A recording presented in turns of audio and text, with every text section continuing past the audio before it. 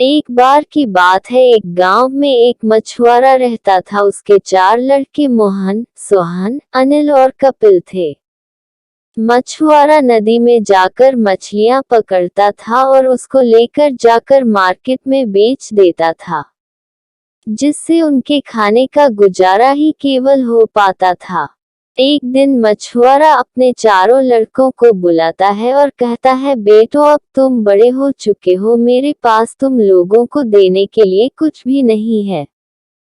इस मछुआरे के काम में ज्यादा कमाई नहीं है, तुम शहर में जाकर कोई कमाई का हुनर सीखो और जिससे तुम कमाई कर करो।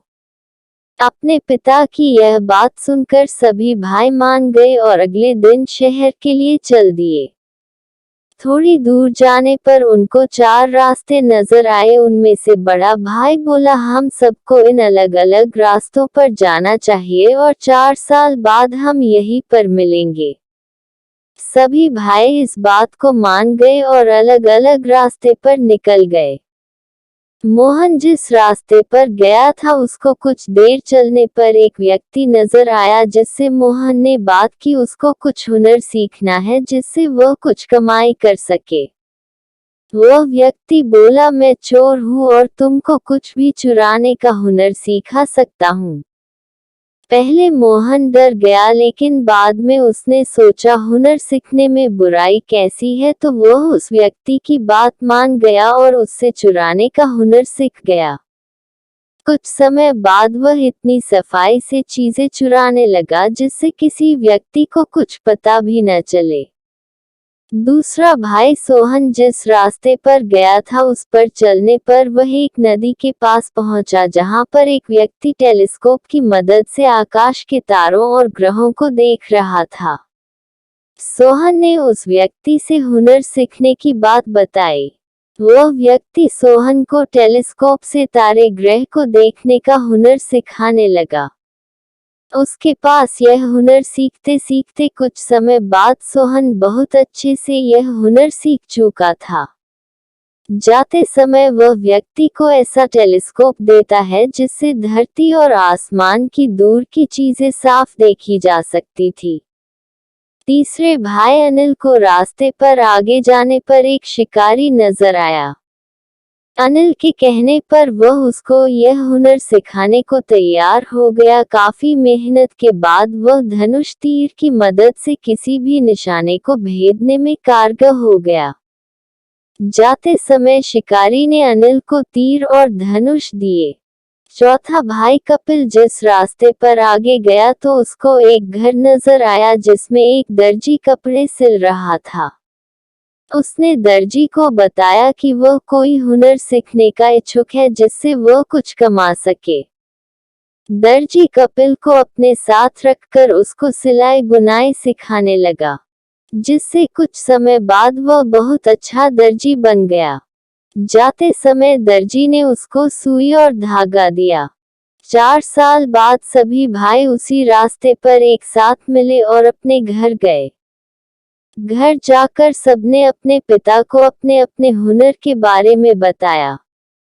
उसने उन सब के हुनर को जांचने की सोची और वह सबको लेकर एक पेड़ के पास लेकर गया जिस पर एक चिड़िया ने अंडे दे रखे थे और वह वहीं बैठी थी। उसके पिता ने अपने दूसरे लड़के सोहन से पूछा, देखकर बताओ कितने अंडे हैं। वह उसने टेलीस्कोप निकाला और बता दिया कि वहां 5 अंडे हैं। फिर उसने अपने पहले लड़के मोहन को बोला, जाकर अंडे लेकर आओ, लेकिन चिड़िया को पता नहीं चलना चाहिए। उसने ऐसा ही किया, वह बड़ी सफाई से अंडे लेकर आया। अब उसके पिता ने अपने तीसरे लड़के अनिल को बोला, तुम एक बार में तीर से सभी अंडे को इस तरह से तोड़ो कि अंदर चिड़िया के बच्चे को कुछ नहीं होना चाहिए। उसने ऐसा ही किया और सब अंडे टूट गए। अब मछुआरे ने अपने चौथे लड़के कपिल को बोला, अब तुम इन सब अंडों को सिल कर दिखाओ। उसने सब अंडे सिल दिए और बड़ा भाई मोहन उसको वही चिड़िया के पास रखाया। इससे मछुआरे को उनके हुनर पर भरोसा हो गया।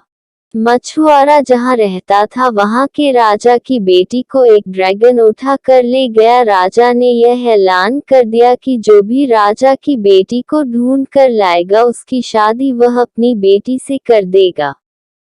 मछुआरे ने यह बात अपने बेटों को बताई कि यही समय है जब तुम अपनी काबिलियत को दिखा सकते हो। अपने पिता की बात मानकर सब भाई राजकुमारी को ढूंढने निकल पड़े। दूसरे भाई ने अपने टेलीस्कोप से देखा तो उनको पता लगा कि ड्रैगन राजकुमारी को अपने साथ एक टापू पर लेकर गया है। उन्हें राजा से टापू तक जाने के लिए एक नाव की मांग की। राजा ने उनको नाव देकर विदा कर दिया। वहां पहुंचकर पहले भाई मोहन ने बड़ी सफाई से राजकुमारी को लेकर नाव पर आ गया जब ड्रैगन सो रखा था। लेकिन जैसे ही वो जाने लगे तभी ड्रैगन जाग गया। फिर उनके पीछे आकर उनकी नाव पर हमला कर दिया, लेकिन तीसरे भाई ने अपनी तीर से ड्रैगन को मार दिया। अब उनकी नाव टूट चुकी थी और वो सब डूबने लग रहे थे। तभी चौथे भाई ने वह नाव सिलकर जोड़ दी, जिसके बाद वह सब सुरक्षित पहुंच सके। जिसके बाद राजा ने चारों भाइयों से कहा, तुम सब आपस में यह निर्णय कर लो कौन मेरी बेटी से शादी करेगा। सभी भाई आपस में राजकुमारी से शादी करने के लिए लड़ने लगे और सभी राजकुमारी को बचाने के लिए अपने काम को गिनवाने लगे। राजा ने सोचा ऐसे में किसी एक के साथ शादी करने पर मेरी बेटी खुश नहीं रहेगी, इसलिए राजा ने उन चारों भाइयों को अपना आधा राज्य देने का निर्णय किया। आधा राज्य पाकर चारों भाई खुशी खुशी अपने पिता के साथ रहने लगे। अब वो अमीर हो गए थे। दोस्तों, हम उम्मीद करते हैं कि आपको ऊपर दी गई चार भाइयों की हिंदी कहानी जरूर पसंद आई होगी।